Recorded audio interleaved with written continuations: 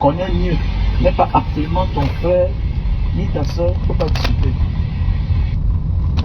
Mes chères dames, cette vidéo c'est pour vous. Mon frère, quand on te dit que ton frère ou ta soeur ou celle ou celui qui te connaît mieux n'est pas absolument ton frère ni ta soeur, faut pas discuter.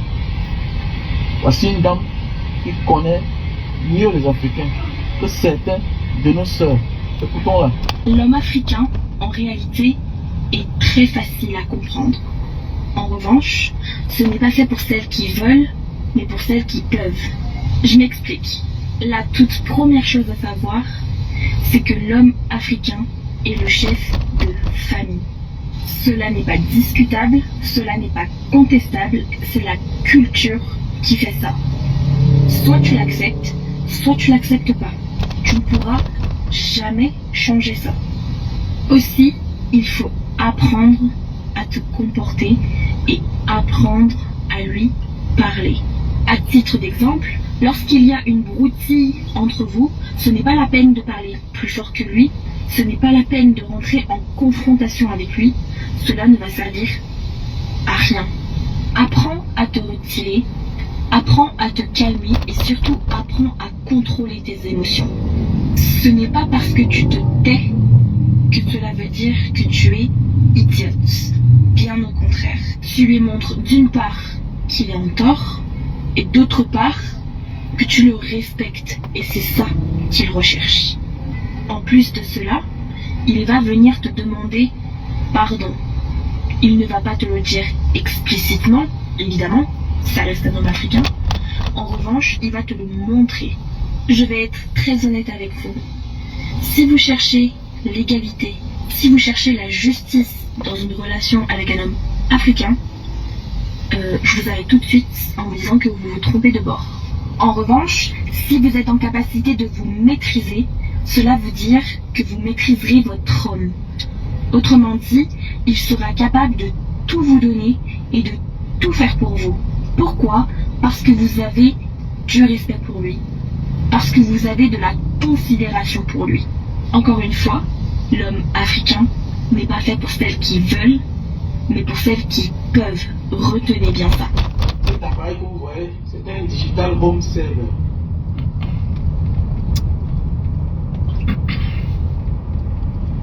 Mon frère, tu dis quoi? Que le problème de l'homme africain, du peuple camerounais, non, c'est le manque d'engagement.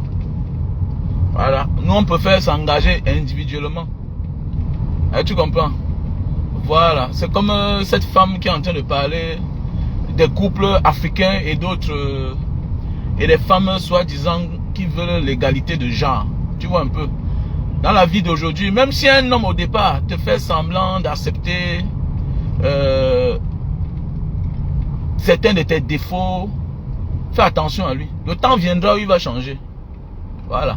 Moi, il y a des choses que j'ai acceptées hier qu'aujourd'hui je n'accepte plus, que je refuse. Vous voyez un peu? Donc, le problème de l'homme africain, c'est l'engagement.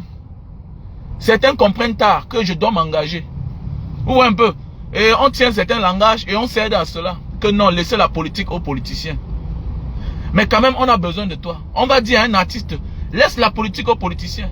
Mais il oublie que la décision de son avenir est un combat politique que lui-même il doit se mêler. Aujourd'hui, est-ce que les artistes ont les droits d'auteur? Ils n'en ont pas. C'est un combat politique. C'est une volonté des politiciens. Mais oui, puisqu'il suffit de signer un décret là-bas. Et c'est basta, c'est fini. Tout est géré. On se souvient à l'époque avec le problème des oiseaux. Le problème des oiseaux. Ça n'a même pas fait quelque temps. Ça a disparu sur le marché. Mais oui, on ne vend plus les oiseaux. On vend maintenant le carburant même si c'est frelaté, mais c'est le carburant quand même. Donc tout est politique dans ce monde. Donc le problème de l'homme africain, c'est l'engagement. Voilà. Comme quelqu'un mange derrière là, il ne s'engage pas. Vous allez voir là. Hein? Regardez là. Il préfère s'engager pour une histoire où il sait qu'il peut être nommé. À part ça, il s'éclipse, il disparaît. Comme là, vous écoutez certaines voix qui s'élèvent là-bas. C'est parce que chacun joue pour ses intérêts. Voilà. L'Africain, certains Africains, pas tous les Africains. Voilà. Les Sénégalais ne s'y connaissent pas. Voilà. On a réduit encore surtout le Camerounais à son village. Voilà. Lui pense qu'il est Camerounais parce que, non, mon village, non. Avec ces mentalités, on ne peut pas changer. Tu vas voir quand tu poses la question à un gars, à un ami du centre, il va toujours te donner les raisons pourquoi le Cameroun n'avance pas. Mais non, c'est la volonté politique. Parce qu'il est du sud, tu vas voir sa manière de parler, il va vouloir parler, mais il va dire, mais, tu sais que, non, c'est pas comme ça. C'est pas comme ça. Pendant ce temps, lui-même, il vit dans un pays où il y a l'alternance au sommet de l'État. Mais c'est clair. Donc, pour que notre pays change, chacun doit être engagé. Voilà, c'est un engagement politique. Voilà, c'est le manque d'engagement qui tue l'Afrique. Certains pays africains, c'est le manque d'engagement. Dans la même vision. Voilà, il y a des choses qu'on ne touche pas. Voilà, il y a des choses qu'on ne touche pas. Voilà. Donc, c'est ça le problème des Africains. C'est le manque d'engagement. Regardez comment ici ils sont engagés. Tout le monde est engagé. Tout le monde a porté le casque. Tout le monde a porté le casque. Tout le monde est engagé. Tout le monde porte le casque. Mais oui. Toi, là, tu vas faire comment? Voilà, même le gars qui est sur la moto porte le casque. Il y a l'ordre, le manque d'engagement. Si un Indonésien tombe maintenant là, tous vont s'arrêter. Si un Indonésien tombe là, comme celui-là sur la moto, s'il tombe là, tous vont s'arrêter. Vous allez voir comment chacun va garer pour sortir. Oui, c'est clair. Alors, mais l'homme africain, nous les Africains surtout, Camerounais, on est toujours en arrière. Alors, les gens, tu vas voir un gars même, il a traversé, il a voyagé. Mais parce que c'est son frère Bamileke qui est là-bas. Non, il va te dire que, mais, tu sais que Koutès, parce que, mais oui, tu vas voir quelqu'un supporte le régime juste parce que Koutès est baganté. Tu vas voir quelqu'un supporte le régime parce que Baboké est de l'Est. Mais attendez, ça change quoi sur l'avenir du pays? Hein? Ça change quoi sur l'avenir du pays? Paul Biya est président depuis les années, mais ça a changé quoi? Sur le Cameroun, sur le sud, sur le centre, ou bien à l'est, ça a changé quoi? Que ta soeur, non, ta soeur est du village là. Et puis quoi? Ça change quoi sur le quotidien des gens du sud? Parce que Paul Biya est du sud. Ça ne change rien. Donc c'est ça qui tue l'Africain, le manque d'engagement. On s'engage individuellement parce que c'est sa communauté qui est. On s'engage individuellement. Avec cette mentalité, on ne peut pas avancer. Ouais, désolé. Avec cette mentalité, on aura de la peine à décoller. Donc c'est ça le problème de l'homme africain. Donc mon frère, arrête le débat là que l'engagement. Quand tu vois ton frère mener un combat, toi tu es en arrière. Financièrement, tu ne soutiens pas. Moralement, tu ne soutiens pas. Physiquement, tu ne soutiens pas. Tu veux quoi? Mais les Sénégalais ont compris. Comme un seul homme là, ils ont mis hors d'état de nuit Macky Sall. Oui, il fallait refaire le contrat. Ils ont dit que si on les retire, si passé, c'est fini. Ce qu'il veut faire là, c'est quelque chose que ce sera difficile. Donc il est mieux de perdre 100 personnes maintenant là, que de mourir tous les jours, une personne, pendant 40 ans, tous les jours. Si une personne meurt, à cause de la malgouvernance, pendant 42 ans, imaginez, combien de personnes souffrent à cause de la malgouvernance de Paul Biya? Combien? C'est des millions de Camerounais qui souffrent. Alors que les Sénégalais, sous Macky Sall, pour les marches, pour dire non à sa gouvernance, à ce qu'il veut faire, ils ont perdu 60 personnes. 60 personnes. Mais le fait de vouloir contourner à côté du pot, autour du pot, à cause de Paul Biya, le voilà. Le nord-ouest, le nozo c'est lui. Le nozo c'est lui. La frustration c'est lui. Le manque d'emploi, c'est lui toujours. C'est lui. Parce qu'on lui a laissé prospérer dans sa manière de gouverner. C'est ça le problème. C'est ça le problème de l'Africain, mon frère. Nous, on voit qu'on persécute un frère. Non, il bavardait même trop. On l'a tapé là-bas. A dit donc Vassero dit même quoi là, il dérange tous les jours. Mais oui. Il dérange tous les jours. Oh. C'est ça le problème.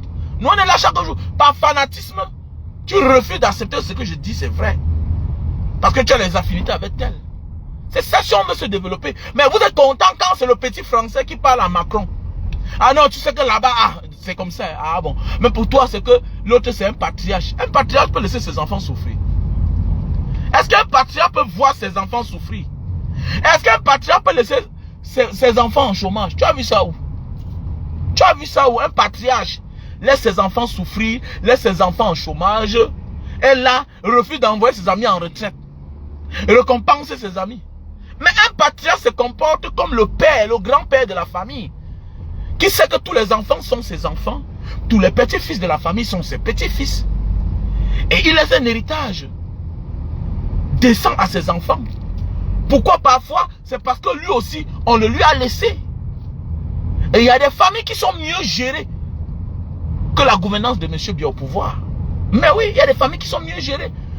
Mon grand-père, il me souvient, de regretter mémoire, avait toujours refusé qu'on vende les terrains.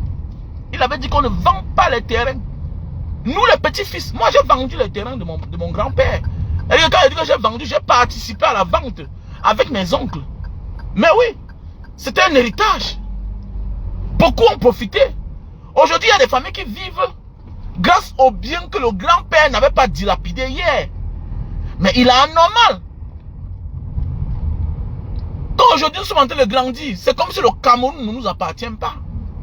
Mais oui, beaucoup d'entre nous vivons comme si le Cameroun ne nous appartient pas. Parce que vouloir toujours partir, ça veut dire que c'est comme si le Cameroun ne t'appartient plus.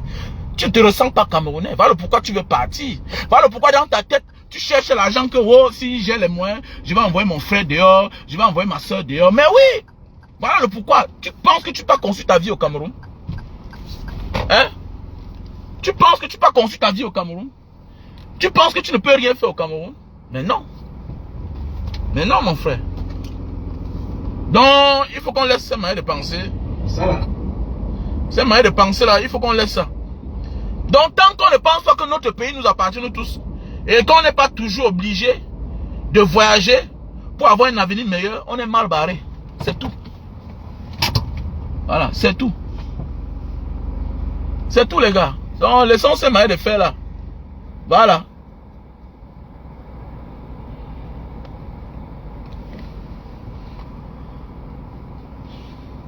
Ouais, gars, ah, on ne garde plus devant chez vous là. Ah, ok, donc je vais passer vers l'autre côté là-bas. Hein.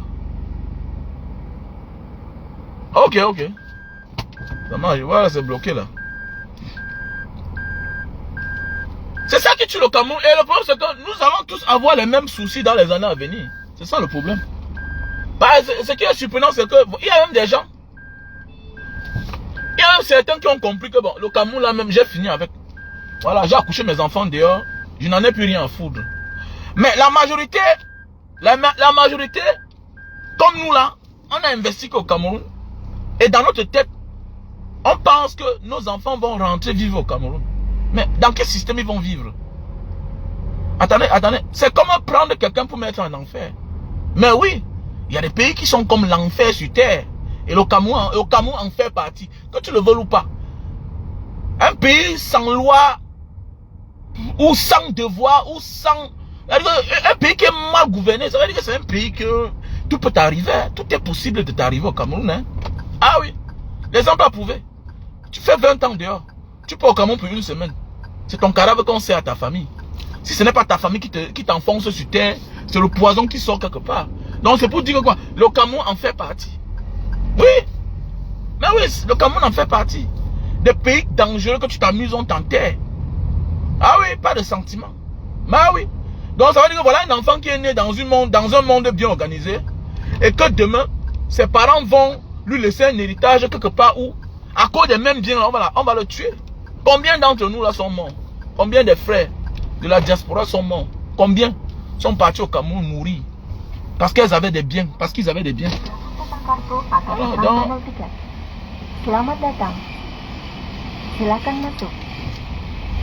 donc, si on ne comprend pas ça, on est mal barré. Voilà, c'est tout. Donc, et puis parfois, certains pensent que je suis épargné parce que je suis de la même tribu, je suis la telle. Non. Tant que dans ta famille, tu es bien, tu es mieux nanti que les autres, sache que tu es un danger toi-même face à tes frères. C'est clair. Voilà. C'est ça le problème. Voilà le piège qu'il y a derrière. Quand tu n'as rien, voilà. Et puis, par rapport à ton affinité, à ton appartenance, tu as des relations dans ta famille, tu te bats, tout et tout. Tu penses que non, grâce à ma tribu, je m'en sors, nanani, nanana. Le problème, le piège qui est derrière, c'est que quand toi-même tu commences à gagner ta vie, tu n'es plus en sécurité. C'est ça le problème. Tu n'es plus en sécurité. Alors, aujourd'hui en Afrique, dans certains pays, il y a des familles plus désunies quand ils commencent à gagner la vie, plus que quand ils étaient pauvres. Mais oui, c'est un constat. Regardez bien. Regardez bien. Vous allez voir en Afrique, les gens sont plus unis quand ils sont pauvres. Surtout au Cameroun. Voilà. Mais le jour que quelqu'un d'école devient quelqu'un, regardez bien. Il est persécuté par ses propres frères. Par jalousie, par haine. Voilà. Que oh, mon frère ne me donne rien. Mon frère, tu penses qu'il a beaucoup d'argent. Donc ça veut dire qu'être à l'abri du besoin veut dire qu'on a beaucoup d'argent. Hein? Être à l'abri du besoin ou bien pouvoir envoyer ses enfants à l'école, louer, payer sa maison, construire une petite maison veut dire qu'on a l'argent. Mais non. C'est ça le problème. C'est le piège qu'il y a derrière.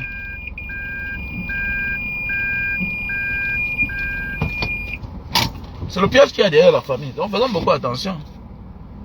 Faisons beaucoup attention. Les familles deviennent de plus en plus désunies en Afrique. Plus que quand elles étaient pauvres. Vous allez voir des gens tellement pauvres. Oh, ils se mettent tellement. Oh, il y a l'amour. Oh, mon frère, vas-y, mon frère. Vraiment, je suis content pour toi. Pour tout ce qui t'arrive. Pour tout le bonheur. Vas-y, vas-y, vas-y. Voilà. Mais le jour que ça commence à être bon là-bas, on commence à persécuter l'autre. Au lieu de s'associer pour faire bloc, pour évoluer ensemble maintenant. Voilà. Et comme ça ne suffit pas, vous allez voir. Étant pauvre, il n'y a pas de rayon familial. Regardez bien au Cameroun. Le pauvre ne s'associe jamais pour vouloir sortir de la pauvreté. Il s'associe pour vouloir renverser l'autre qui a réussi un peu. Au lieu de s'associer pour mettre un plan sur pied, pour dire à leur frère que, à leur soeur que bon gars, comme tu vois là, voilà, on te propose telle chose. Non. Chacun vient à son tour, vient te prendre 1 million, 2 millions, 1 million, 2 millions, 1 million, 2 millions. Le jour où tu arrêtes de donner parce que tu te rends compte qu'il n'y a plus de résultat, tu deviens l'ennemi de la famille.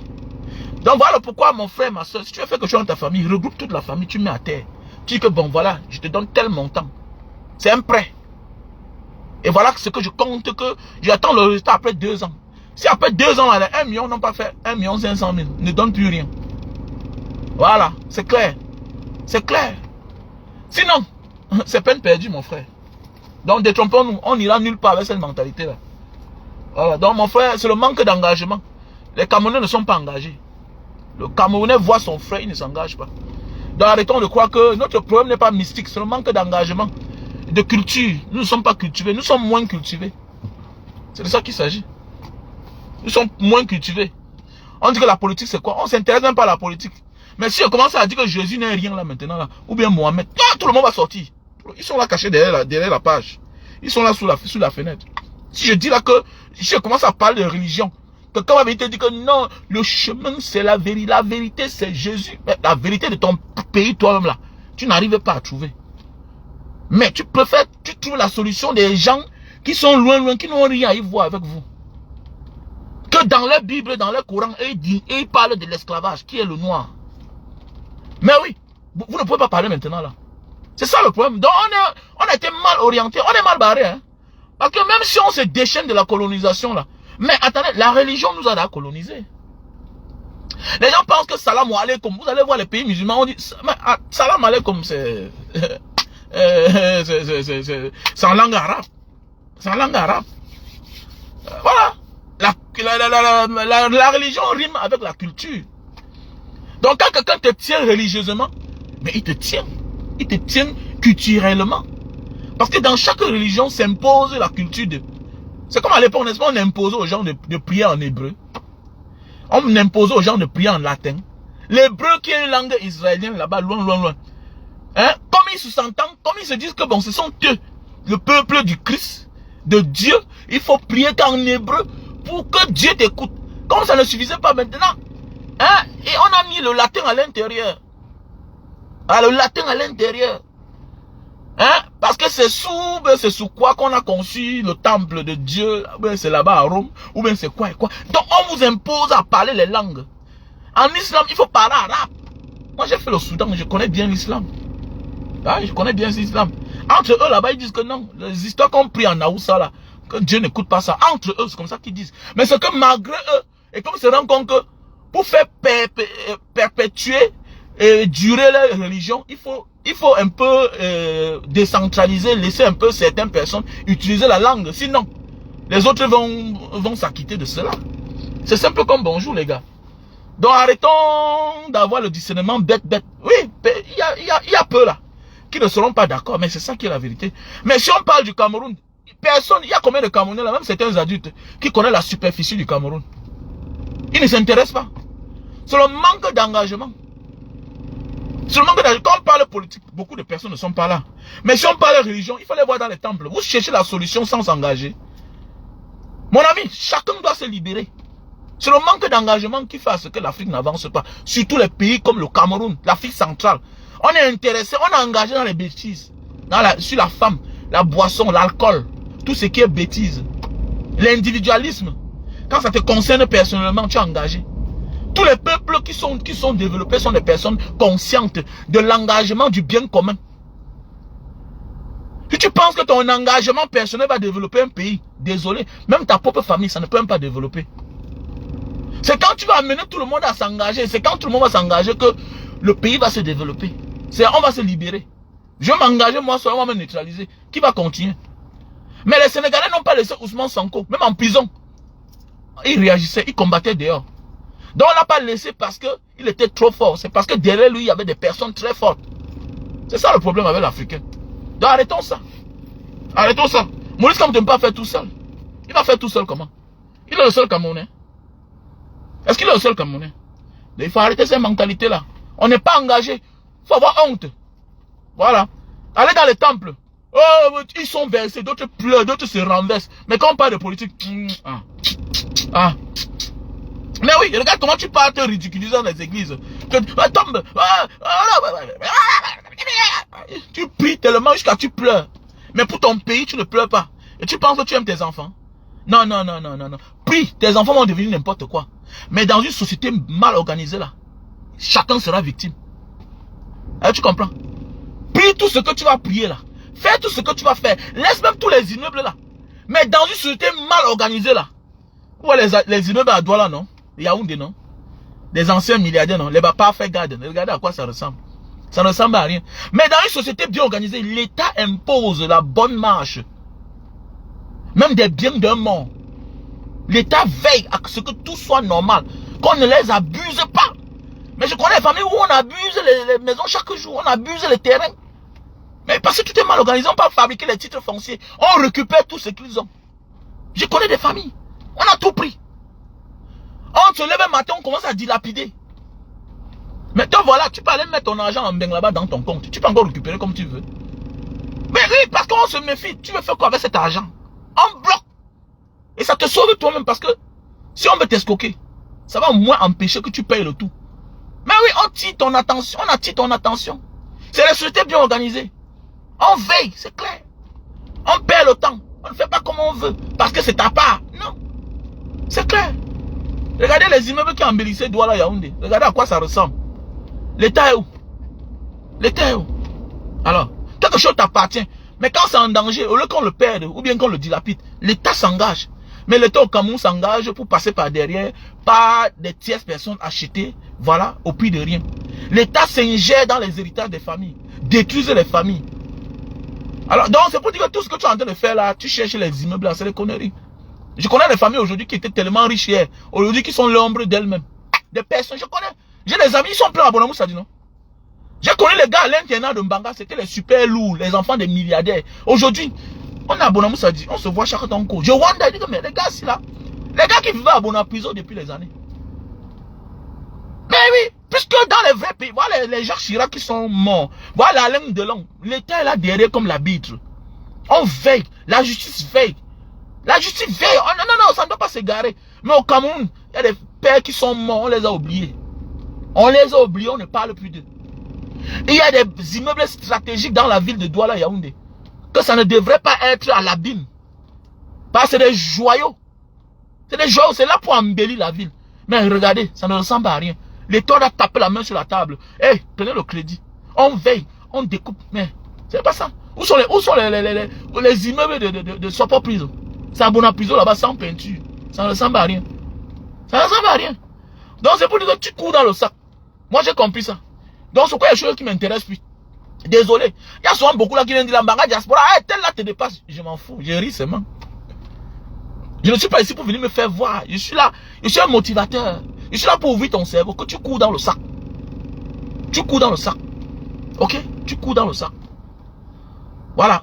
Avec ce qui se passe dans notre pays, on doit revoir même l'éducation de nos enfants. N'éduque plus ton enfant en croyant qu'il va travailler dans le gouvernement. Éduque-le déjà pour qu'il s'auto-emploie lui-même. Mais oui. Éduque-le pour qu'il s'auto-emploie lui-même. Parce que là, je suis là, moi. Je suis un homme que moi, j'ai compris. J'ai mon titre foncier.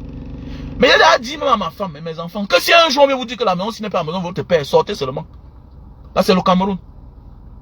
Si on arrache les terrains aux gens à Dikolo, si on arrache les terrains aux gens à quoi, qui sont là depuis les 200 ans, depuis 100 ans, les gens sont dans les maisons. La maison de leurs arrière-grands-parents. Un matin, on vient leur dire que ça ne les appartient pas. Toi, tu es qui? Toi, tu es qui? Donc, c'est pour dire que nous devons tous nous engager. Parce que l'avenir de notre pays nous concerne. Et c'est le seul héritage que chacun de nous doit laisser à ses enfants. Le bien-être de tous. C'est clair. Même ceux qui nous volent, même ceux qui nous dépouillent là, qui dépouillent le Cameroun, eux-mêmes ils sont en danger. Eux-mêmes ils sont en danger. Parce qu'on ne peut que se sentir mieux que chez soi. On se sent comme mieux chez soi. Donc quitte à toi maintenant de réfléchir. Qu'est-ce que je vais laisser à mes enfants? Les immeubles dans une société mal organisée, que même mes propres frères vont les tuer, ou bien même quelqu'un peut les tuer. Nous on se souvient ici là, la maman là qui avait l'immeuble Ekan, elle dit que là où il y a le terrain là, c'est pour son mari. On a pris. Elle vous dit les nombres de délégués du gouvernement qui ont vendu ce terrain. La famille là, la famille des immeubles Ekan là, regardez en plein cœur de Yaoundé. Regardez combien on vient prendre quelque chose à une mère qui avait son titre foncier. Une veuve qui vient prendre son propre frère. Elle est du village même. On a pris son terrain. C'est ça alors. Nous sommes nombreux là. Nous sommes nombreux. Je connais aussi un ami qui a perdu son terrain. Comme ça. Oh. Je connais un actuellement là. On a débordé son terrain de 300 mètres carrés. Il a voulu parler fort. Comme c'est un dieu, on l'a porté taper en cellule. C'est ça. Dans une société mal organisée, tu penses que tu es en sécurité parce que tu manges à ta faim, tu bois à ta soif. Mais jusqu'au jour où tu te rends compte que hey, je suis face à certaines réalités de la malgouvernance. La malgouvernance est une gangrène. Comme même celui qui est en haut aujourd'hui et qui n'arrange pas, lui-même sera victime. Voilà les prisons qu'on négligeait hier. Ceux qui étaient aux affaires, qui étaient les ministres de l'administration territoriale, les puissants ministres, les Mebengo, aujourd'hui sont en prison. Les Marafat Amilouya sont en prison. Donc si chacun pouvait connaître demain ce que chacun arrange sa monture maintenant, ce que chacun arrange là où il va finir le reste de sa vie. C'est clair et net. Non, Dieu n'est pas dépassé, monsieur Fontia tout là. Non, Dieu n'est pas dépassé. C'est les Camerounais qui sont dépassés. Dieu amène chacun sur terre. Bats-toi pour libérer ton pays comme tu t'es battu pour sortir de la pauvreté. Dieu n'a pas oublié le Cameroun. Non. Les Sénégalais sont morts pour libérer le pays. Et ils n'ont pas laissé la chance. Ils n'ont pas fait cadeau à Macky Sall. Et c'est comme ça un peuple. Nous, on veut faire les omelettes sans casser les œufs. Mon ami, comment? Dieu te donne la vie. Le plus dur, c'est de grandir. Tu es là grand. Attendez, mais il y a les injustices, même dans ta famille, tu ne parles pas. Qui va venir éradiquer les injustices là? Qui? C'est toi. C'est toi qui dois sauver ta famille. C'est toi qui dois sauver le Cameroun en te levant. Comme tu t'es battu pour sortir ta famille de la pauvreté. C'est à chacun de nous de sortir le Cameroun dans la situation où nous nous trouvons. Pas lui. Le Cameroun, mon ami. Le Cameroun, c'est nous. Le Cameroun, c'est nous. Donc restons là à dire que non, ouais, Dieu n'a rien fait. Dieu crée chacun dans sa situation et que c'est à toi de te battre. Si tu nais dans une famille où tu as trouvé les millions, c'est parce que ton père ou tes grands-parents se sont battus pour laisser un héritage. Donc toi aussi, tu as trouvé un pays où il y a la malgouvernance. Mais lève-toi. Les Ousmane Sonko n'ont pas dit que je suis inspecteur des douanes, inspecteur des impôts, administrateur civil. J'ai fait l'ENA. Il ne s'est pas contenté de sa petite position. Alors que c'est un jeune qui avait l'avenir devant lui, même dans sa carrière de fonctionnaire. Il n'a pas tenu compte à ça. Hein? Bassirou Faye n'a pas tenu compte à ça. Que non, je suis un fonctionnaire. Ouais, man, j'arrive. Que non, je suis un fonctionnaire, je me sens déjà bien, je suis inspecteur des impôts, je me contente de ma position. Bassirou Faye ne s'est pas contenté de cela. Imagine un inspecteur des impôts. Ils sont là comme les esclaves au Cameroun, ils se cachent. Parce qu'ils se contentent de leur petite position. Aujourd'hui, ils sont chefs d'État, l'autre est premier ministre. Tu les vois? Tu les vaux. Tu les vaux. Voilà les gens qui étaient en bas, loin. Voilà quelqu'un qui n'a jamais été élu. Mais si son comment mais tu sors d'où même, tu prends le courage. Tous les jours, vous êtes nombreux ici. Quand on parle, tu es qui pour parler à Samuel Eto'o? Tu es qui pour critiquer la malgouvernance? Il y a même certains qui t'encouragent, qui sont avec toi quand tu critiques la malgouvernance. Mais les mêmes sont contre toi quand tu critiques Samuel Eto'o, comme s'il est Dieu. Voilà des gens qui critiquaient Ousmane Sonko, qui critiquaient Macky Sall. Voilà les gars qui ont critiqué Macky Sall. Aujourd'hui, Macky Sall les a laissé la place. Dans la vie, il faut oser. Voilà le défaut du peuple camerounais. Le peuple camerounais a de la peine à oser, à s'assumer, à prendre ses engagements. Il faut arrêter ça. Voilà, c'est pas le problème de Dieu. Dieu te donne la vie. Il te protège jusqu'à ce que tu grandis. Certains n'ont pas la chance de grandir. Certains meurent à la fleur de l'âge. Certains meurent le jour de leur naissance. Donc toi, tu as la chance de grandir. Tu t'es battu, tu es sorti de la pauvreté. Mais c'est aussi le même schéma, c'est aussi la même procédure pour libérer ton pays. Il faut que tu te battes. Tu ne dois passer ta vie à être victime de la malgouvernance. Tu peux pas. Et les tortionnaires Dieu aujourd'hui seront les victimes aussi de demain. Où est passé le commandant Zé? Le commandant Zé, avant qu'il ne meure, je le voyais au parcours vite là-bas. Il était en santé, mais ça n'allait pas. Il était bien en forme, mais ça n'allait pas. Il venait souvent s'asseoir et on causait. Le feu commandant Zé, le célèbre. Mais oui, il venait souvent s'asseoir là où je vais manger de canne. Il me parlait des choses. La vie c'est comme ça, faites beaucoup attention. C'est pas qu'il était malade pour longtemps, mais non, il était là debout. Faisons beaucoup attention les gars. En bon entendeur, salut, que chacun se lève. Bonjour à toi Sandrine Chamba, on était ensemble.